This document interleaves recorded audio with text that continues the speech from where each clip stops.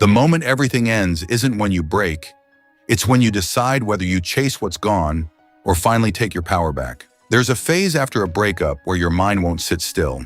You're not confused about what happened, but something inside you still leans toward her. It's subtle but strong, a quiet pull telling you to send a text, make a call, do anything to feel that familiarity again.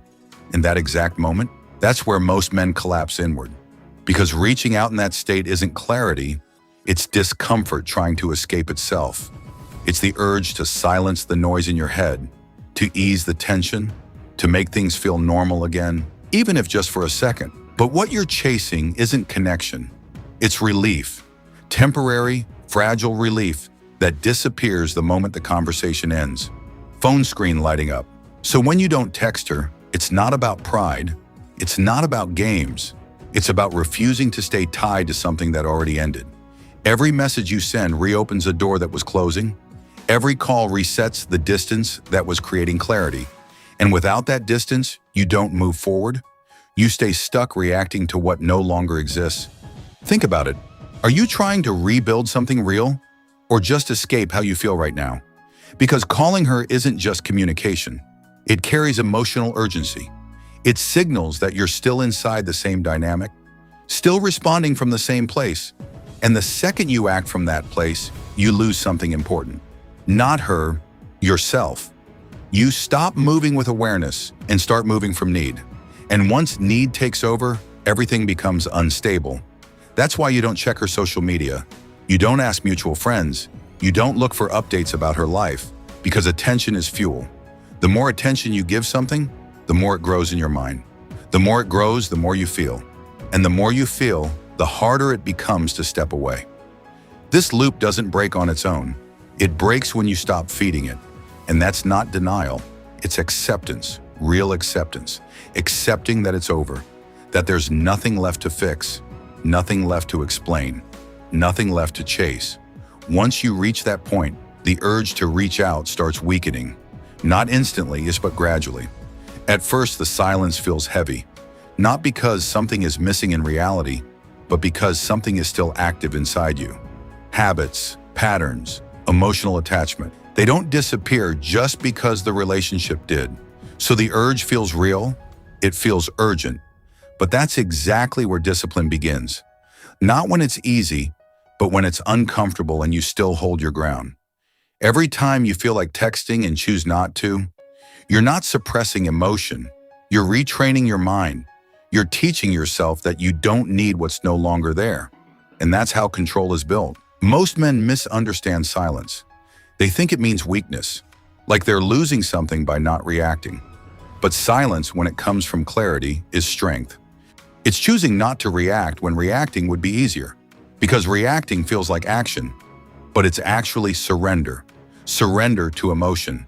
And once emotion controls your decisions, stability disappears. That's why silence becomes powerful. Not because it affects her, but because it stabilizes you. It protects you from decisions you'll regret, from reopening wounds that were starting to heal, from stepping back into something that already showed you it couldn't hold. And here's where the shift begins. Silence stops feeling like something you're doing and starts feeling like something you are. You're not holding yourself back. You're simply not moving toward what doesn't align with you anymore. Silence isn't empty. It's where you rebuild yourself. Over time, the thoughts fade. The emotional pull weakens. The urgency disappears. That's how detachment actually forms. Not by forcing it, but by starving what keeps you attached. And when that happens, everything becomes clearer.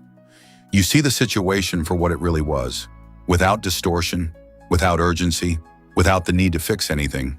And once you see clearly, silence doesn't feel like something you're enduring. It feels like protection. Now something interesting starts happening. Not outside, but inside her. When your attention disappears completely, the dynamic shifts. Before, your presence was constant, predictable, reliable. She knew how you'd respond. She knew you were there. But when that disappears, something changes. Awareness begins, not instantly, not dramatically, but slowly. She starts noticing the absence, the missing reactions, the lack of your presence, And absence doesn't hit all at once.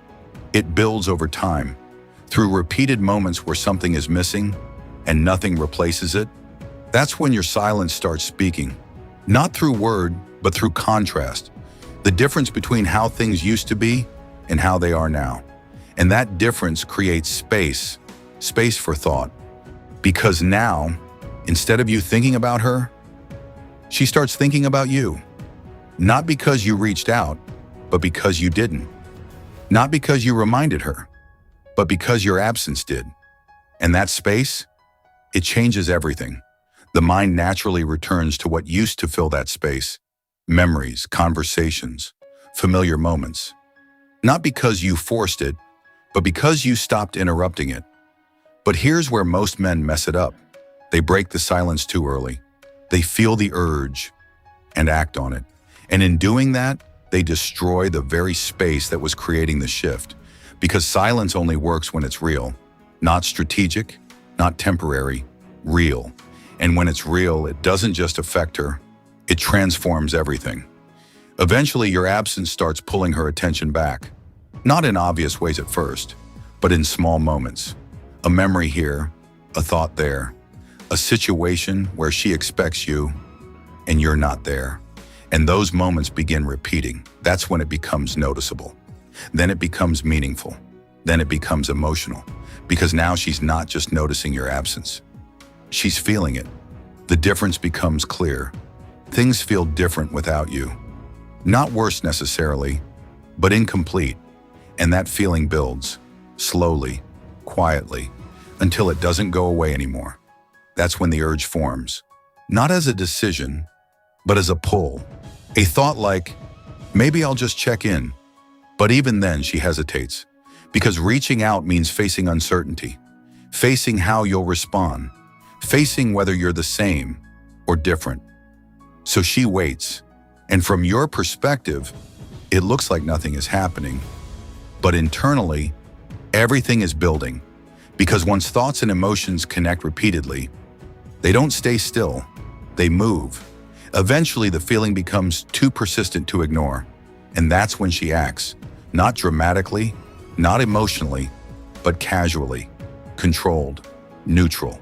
And that confuses most men, because the message doesn't match the buildup behind it. But that's the key. She's not reaching out to express everything. She's testing your response, testing your position, testing if anything has changed. And this is where most men lose everything they rebuilt. Because the moment she reaches out, they fall back into old patterns. They respond too fast, invest too much, give too much. And in doing that, they erase the very difference that made her come back. Because she didn't reach out because things felt easy. She reached out because something didn't sit right. There was a gap, a tension, an unresolved feeling. And if you remove that tension immediately, you reset everything, back to where it failed before. What you rebuild slowly is what lasts. But if you stay grounded, if you don't rush, if you don't overinvest, something different happens. She doesn't get immediate certainty. She feels the difference. A new version of you, less predictable, less reactive, more grounded. And that difference, it pulls her in deeper. Because now she's not just interacting, she's experiencing something new. And that's where the real shift happens. Not because you forced it, but because you stopped chasing what was never meant to stay. And if you understand this, you stop fearing silence. You start using it, not to get her back, but to get yourself back. Near the end of all this, remember, if this helped you see things differently, hit like and subscribe to Learnify for more content like this.